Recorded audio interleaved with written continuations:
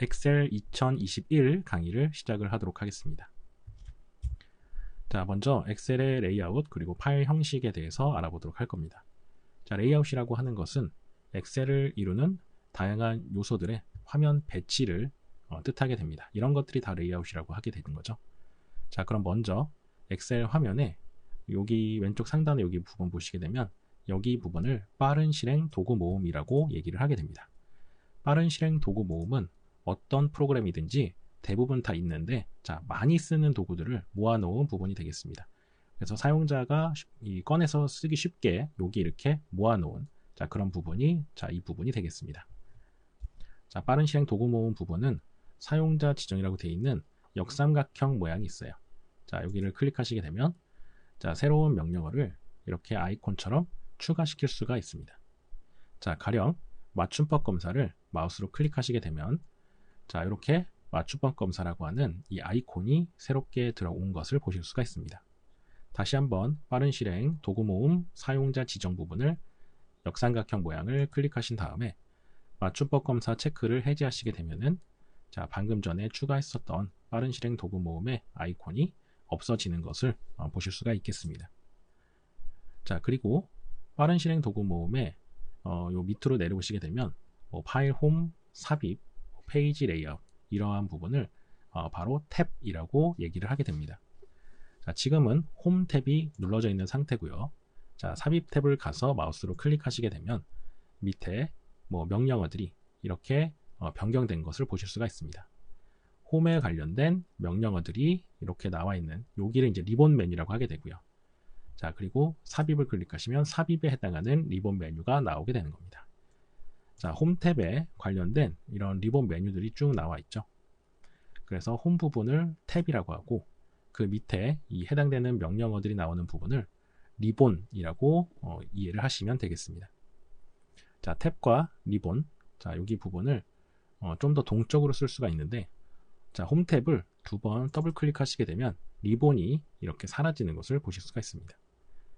자, 그러면 엑셀 화면을 조금 더 크게 사용을 할 수가 있는 거죠. 자, 해당되는 탭을 가서 다시 마우스로 클릭하시면 리본이 나타났다가 엑셀의 여기 화면, 여기 셀 부분을 클릭하시게 되면 다시 리본이 이렇게 사라지는 것을 보실 수가 있습니다.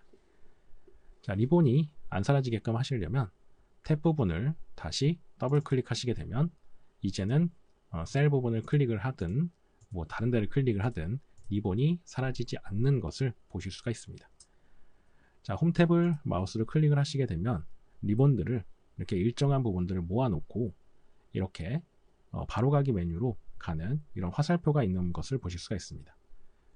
자, 글꼴의 오른쪽에 화살표를 마우스로 클릭하시게 되면 글꼴에 대한 이런 명령어가 빠르게 화면에 뜨는 것을 보실 수가 있습니다. 자, 이러한 이 화살표 부분을 바로가기 메뉴라고 이해를 하시면 되겠습니다.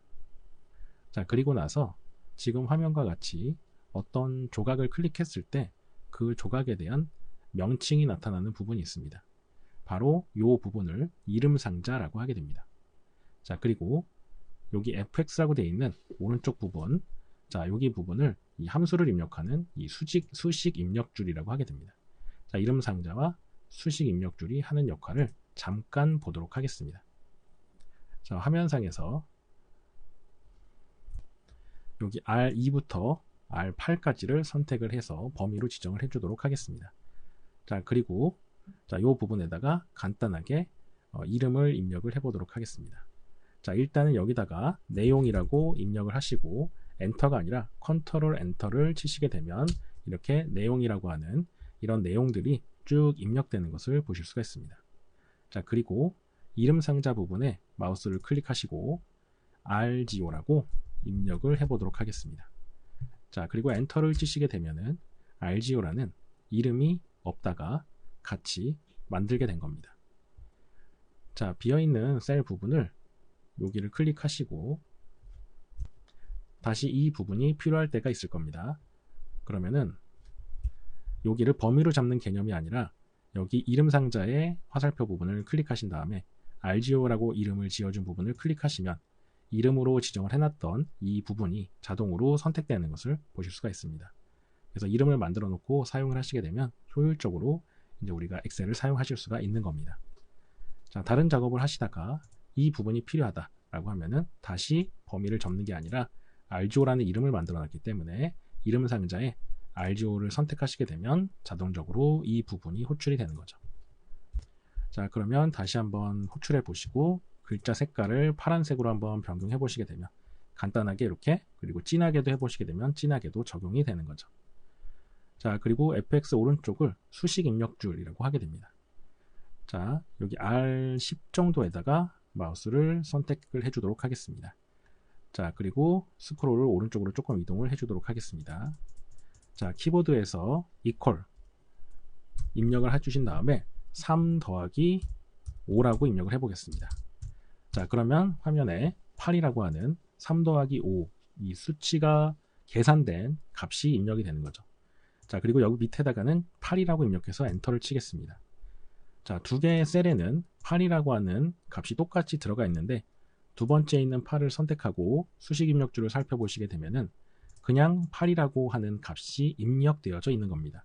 자, 하지만 첫 번째 여기 부분을 선택하고 수식 입력줄을 보시게 되면 8이라고 써 있는 게 아니라 equal 3 더하기 5라고 하는 이런 수식이 입력되어져 있는 겁니다. 자, 그래서 equal 3 더하기 5가 되어져 있기 때문에 이런 수식을 수식 입력줄에 입력을 했기 때문에 이 값이 계산이 되어져서 이렇게 8이라고 하는 값이 셀에 표시가 되어져 있는 겁니다. 그래서 이것을 수식 입력줄이라고 하게 됩니다. 자, 그래서 엑셀에서 가장 중요한 부분 중에 하나가 되겠습니다. 자, 그 다음으로 보시게 되면은 1, 2, 3, 4라고 하는 엑셀에서 이런 행이 존재를 하게 되고요. 여기에 있는, 자, 앞부분으로 좀 갈게요. A, B, C, D라고 하는 이런 열이 존재를 하게 됩니다. 자, 그래서 이런 A, B, C, D의 열과 1, 2, 3, 4의 행이 이렇게 교차되는 부분, 자, 이런 것들, 자, 이런 것들이 모두 셀이라고 하게 되고요. 자, 그 다음에 이 A, B, C, D의 왼쪽 부분과 1, 2, 3, 4의 위쪽 부분인 요 만나는 교차 지점을 클릭하시게 되면 이렇게 모든 셀들이 다 선택을 하게 됩니다. 자, 그래서 여기는 열, 여기는 행이라고 하는 개념이 되겠습니다. 자, 그래서 여기를 A 그리고 1이기 때문에 여기 부분은 A1 셀이 되는 거죠.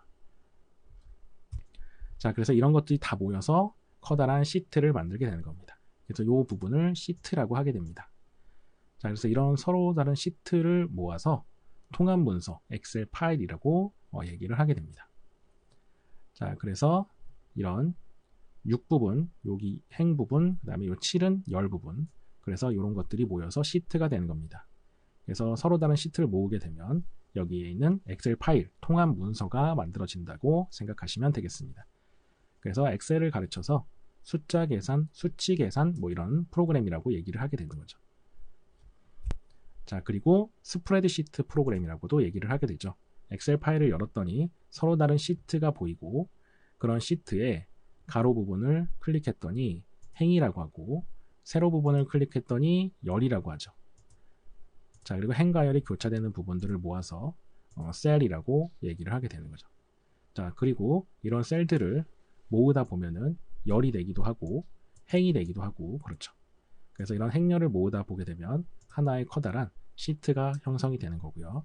자, 이러한 시트들을 모으다 보면은 하나의 커다란 파일이 형성이 되는 겁니다. 자, 그래서 이런 화면을 가지고 나온 말이 스프레드, 시트라고 하는 말이 되는 거죠. 자, 그럼 이제 시트의 아래쪽에 보게 되면 준비라고 하는 부분이 있죠.